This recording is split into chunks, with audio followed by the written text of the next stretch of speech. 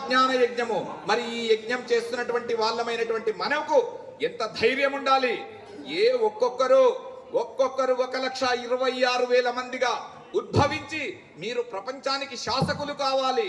మీలో ఉన్నటువంటి ఆ ఊర్ధ్వాన్ని, మీలో ఉన్నటువంటి ఆ జీర్ణ శక్తిని పెంపొందించుకొని భారతదేశం ఎంత గొప్పదో తెలియచేయడానికి మనము కంకణము కట్టుకోవాలి. ఈరోజు అయ్యా ఎట్లనో చెప్తాను. ఒక పెద్ద మనిషి మా పరమాత్మానంద స్వామి లాంటి వాళ్ళు ఏం చెప్పారయ్యా అంటే, కృష్ణుడికి 8 మంది భార్యలు అని చెప్పాడు. ఎందుకు చెప్పాడంటే ఆయనకు జ్ఞానం ఉంది కాబట్టి. ఎట్లా ఉంది అంటే నేను చెప్తాను.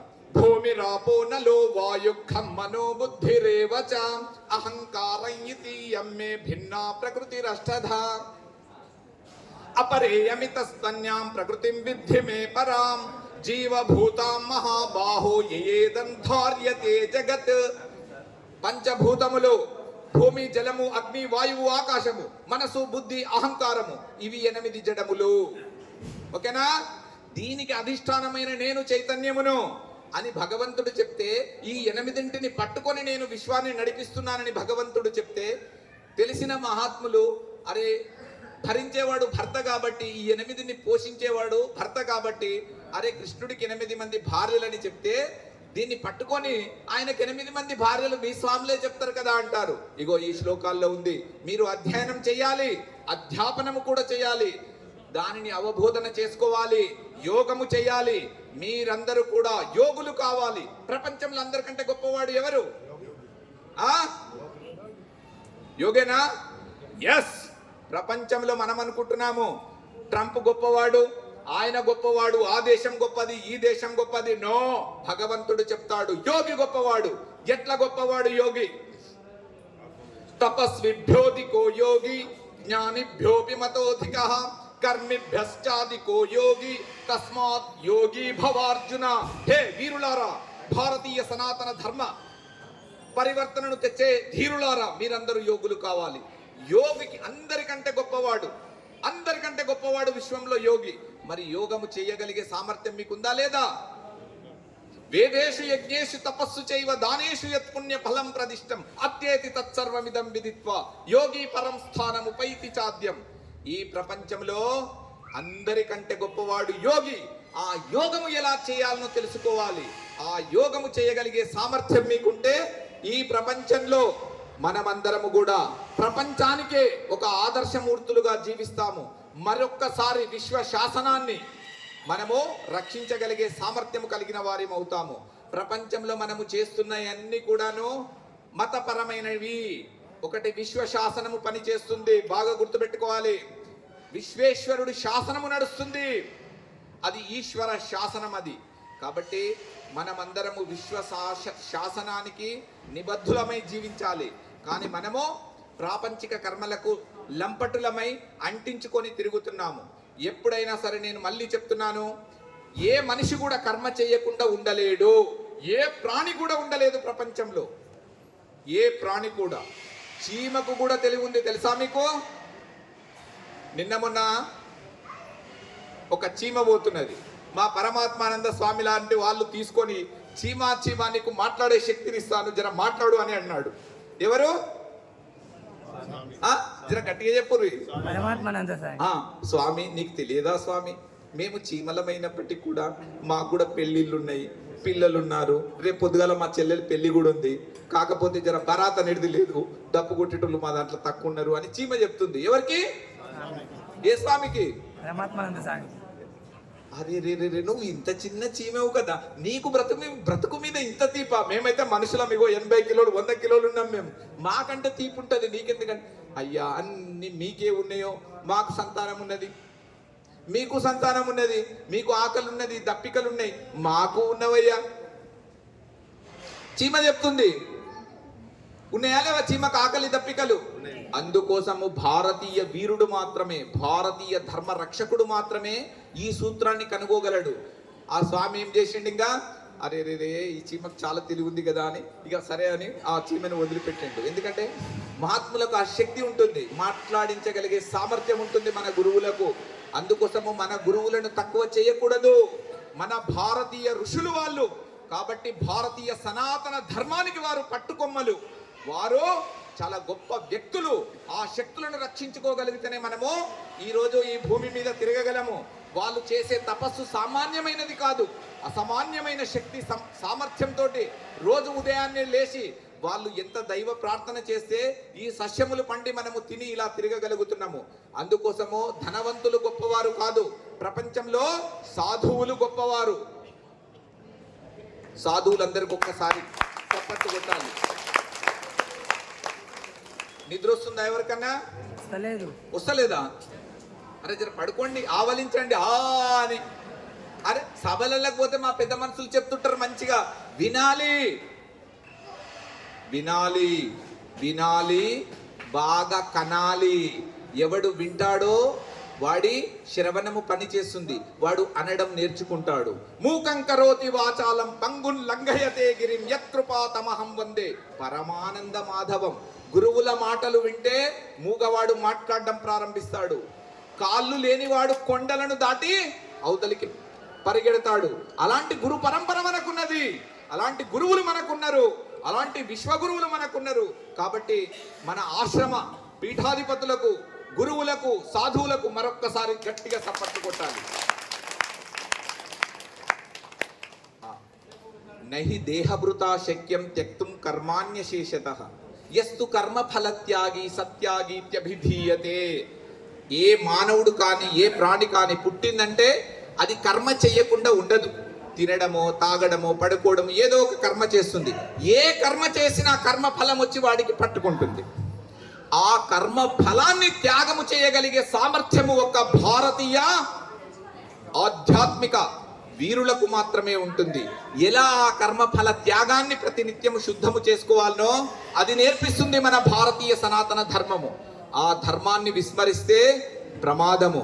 కాబట్టి మనమందరం ఇప్పుడు ఏం కావాలి? ధనవంతులం కావాలనా? ఎవరెవరికి ధనం కావాలి చెప్పండి. ధనం కావాలంటే చాలా ఇస్తారు గురువులు, మీకు తెలియదు అది. ఎంత కావాలన్నా ఇస్తారు. జ్ఞానమే చాలా గొప్పదని మనం చెప్పుకున్నాం కదా. ఇది జ్ఞాన యజ్ఞము. చూడండి, 100 సార్లు కోటి రామ జపాన్ని రాస్తే మీకు గీత దొరుకుతుంది. ఆ గీతను ఎన్ని జన్మల నుండో పఠిస్తే మీకు ఆ యొక్క యజ్ఞము దొరుకుతుంది, జ్ఞాన యజ్ఞము. ఆ యజ్ఞము ద్వారా మీకు జ్ఞానము పరిపూర్ణంగా వస్తుంది. పూర్ణ జ్ఞానము చేతనే ముక్తులమవుతాము. ఆ ముక్త జీవుడే ప్రపంచానికి విశ్వగురువుగా శాసిస్తూ తన ప్రబోధనలు చేయగలడు. కాబట్టి ఈ జ్ఞానాన్ని తెలుసుకోవడము అంత సులభం ఏమి కాదు, అయినప్పటికీ కూడా చాలా సులభము. ఎలా? ఆల్ రాని వాడికి కూడా మోక్షం ఉందని నేను చెప్పినాను. ఎక్కడుందయ్యా భగవద్గీతలా? ఎక్కడ? తస్మాత్ శాస్త్రం ప్రమాణంతే కార్యాకార్య వ్యవస్థితో జ్ఞాత్వా శాస్త్ర విధానోక్తం కర్మ కర్తుం ఇహార్హసి. మీరందరూ శాస్త్రాన్ని ప్రామాణికంగా తీసుకొని నడుచుకోవాలి. మరి ఎలా నడుచుకోవాలి? శ్రద్ధావాననసూయశ్చ శృణుయాదపి యో నరః సోపి ముక్త శుభాన్ లోకాన్ ప్రాప్నుయాత్ పుణ్యకర్మణాం. మీకు శ్రద్ధ ఉంటే గురుజనుల దగ్గరికి పోయి వారిచ్చినటువంటి ఉపదేశాన్ని తీసుకొని మీ ఇంట్లోనే కూర్చొని వంట చేస్తున్నా, తింటున్నా, పడుకున్నా, లేచినా ఆ మంత్రాన్ని మీరు ధ్యానం చేస్తే మీరు ముక్త జీవులు అవుతారయ్యా అని భగవంతుడు చెప్తున్నాడు. నైవ కించిత్ కరోమీతి యుక్తో మన్యేత తత్వవిత్ పశ్యన్ శృణ్వన్ స్పృశన్ జిగ్రణశ్నన్ గచ్చన్ స్వపన్ శ్వసన్ ప్రలపన్ విసృజన్ గృహ్ణన్ నున్మిషన్ నిమిషన్నపి ఇంద్రియాణి ఇంద్రియార్థేషు వర్తంత ఇది ధారయన్. మీరు ఏ పని చేసినా 24 గంటలు ధ్యానంలో ఉంటారు. ఆ ధ్యానమే ఈ జ్ఞాన యజ్ఞానికి నాంది పలుకుతుంది. కాబట్టి ఈ గీతా జ్ఞాన మాత మన జీవితాలలో వెలుగులు నింపుతుంది, క్రాంతిని తెస్తుంది. ఇలాంటి జ్ఞానాన్ని కలిగిన వాళ్ళే ఏం చేసుకోవాలి? దసరా పండుగ చేసుకోవాలి, దీపావళి పండుగ చేసుకోవాలి. కానీ మనం ఏం చేస్తున్నాం? వేస్తున్నాం, కోస్తున్నాం, తీస్తున్నాం, తింటున్నాం, తిరుగుతున్నాం. ఇదేనా మన భారతీయ సనాతన ధర్మం? చెప్పేటోళ్ళు లేకపోతే చెడిపోయిందన్నమాట. అందుకోసము మన భువనేశ్వర్ గారు మరియు శివారెడ్డి గారు ఈ తలంపుతో ఒక ఆధ్యాత్మికవేత్త ఎవరు? మన బాపిరాజు గారిని తీసుకొని వీళ్ళందరూ కలిసికట్టుగా అందరికీ సమన్యాయము, సమదర్శనము, సమయోగాన్ని కల్పించాలని భగవద్గీత జ్ఞాన యజ్ఞాన్ని తలపెట్టారు. 100 సంవత్సరాల కిందము అది ప్రారంభమైంది. ఇక్కడ ఎవరైనా ఉన్నారా 100 సంవత్సరాలలో? ఆ రోజు ఆ తెలివికి మనము ఒక్కసారి గట్టిగా సప్పట్టు కొట్టాలి.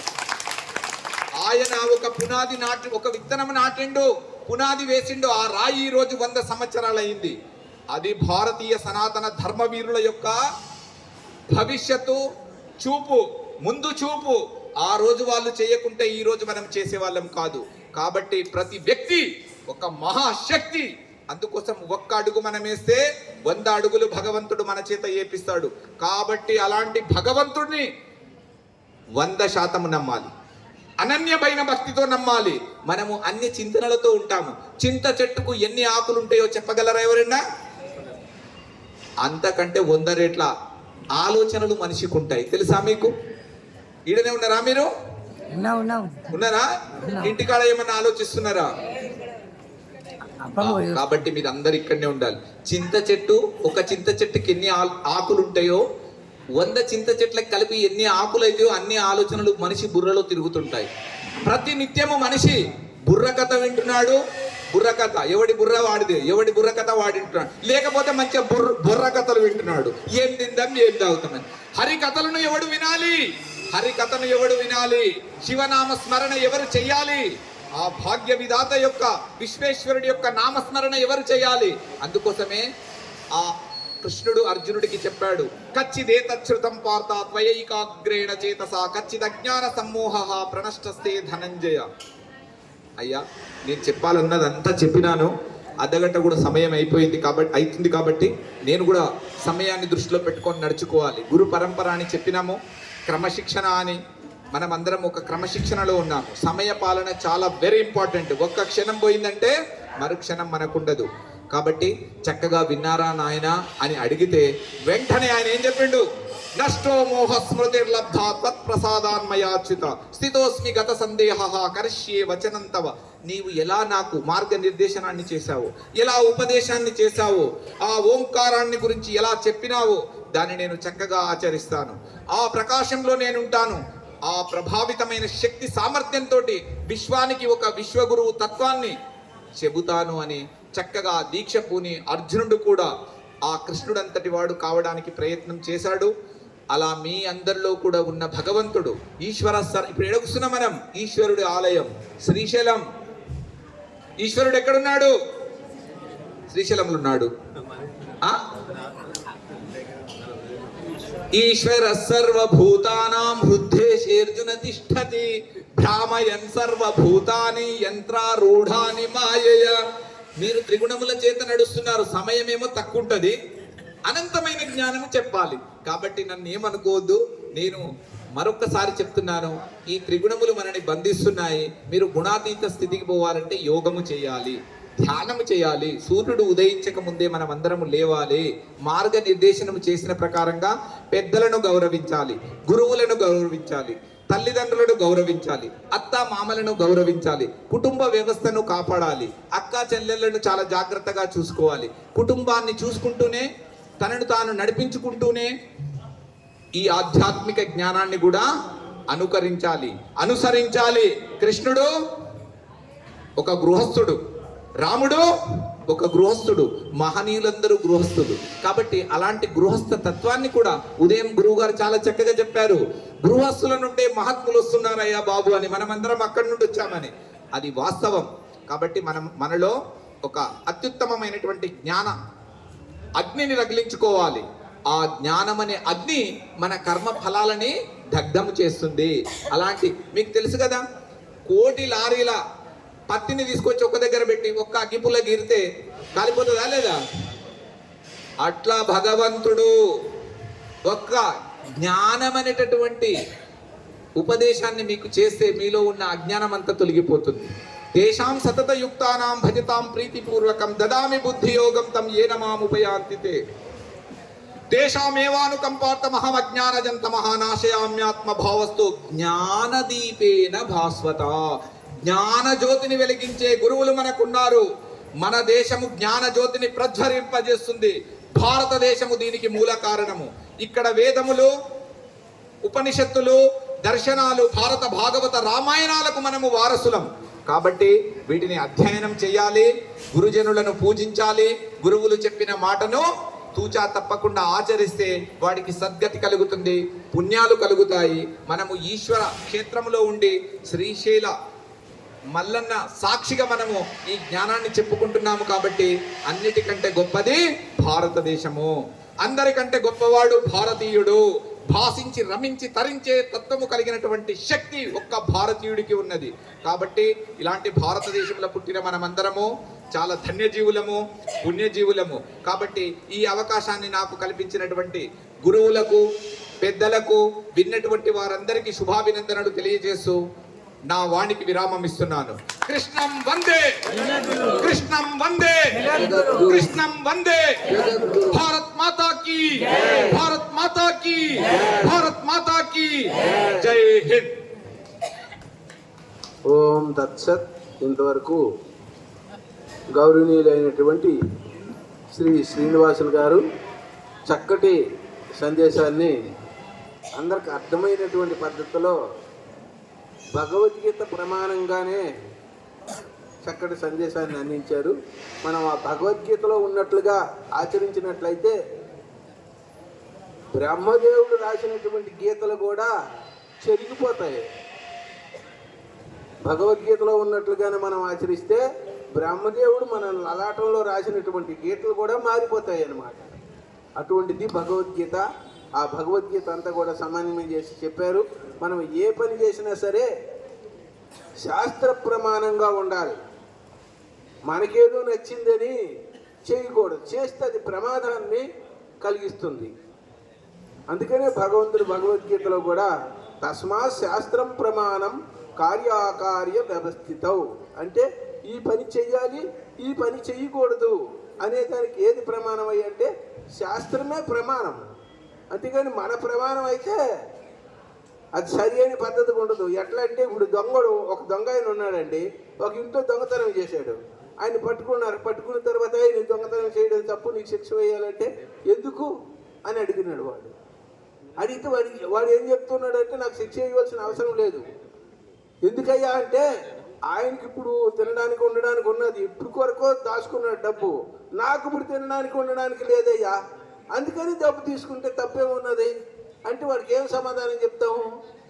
అందు గురించి మన అభిప్రాయాల ప్రకారంగా మనం నడుచుకోకూడదు. శాస్త్రం ఎట్లా చెప్పిందో అట్లా నడుచుకోవాలి. శాస్త్రం యొక్క అభిప్రాయం ఏదైతే ఉందో ఆ విధంగా ఉండాలి తప్ప మన అభిప్రాయాలు ఉండకూడదు. మన అభిప్రాయాలు ఉన్నట్లయితే విపరీతమైన అర్థాలు వస్తాయి.